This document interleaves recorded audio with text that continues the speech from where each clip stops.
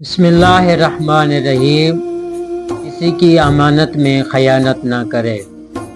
عبداللہ بن سنان کہتے ہیں کہ میں امام جعفر صادق علیہ السلام کی خدمت میں حاضر ہوا۔ امام مسجد نبوی میں نماز عصر سے فارغ ہو کر تحقیقات میں مصروف تھے۔ میں نے امام علیہ السلام کی خدمت میں عرض کی، فرزند رسول، امیر اور سلطان لوگ میرے پاس بطور امانت اپنا مال رکھتے ہیں، اور ہمیں یہ بھی معلوم ہے کہ وہ آپ کا خمس ادا نہیں کرتے۔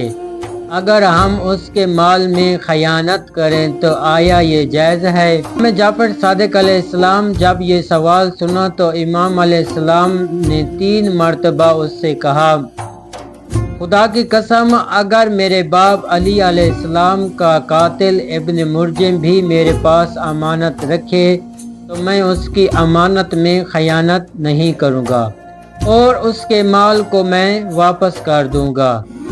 یہ ہے سیرت امام جعفر صادق علیہ السلام۔ اگر کوئی شخص آپ کے پاس بطور مال امانت رکھتا ہے تو آپ کو چاہیے اس کے مال کی حفاظت کریں، اور جب وہ آپ سے مال واپس کا ارادہ رکھے، آپ سے مال مانگے، تو آپ اسے اس کا مال واپس کر دیں۔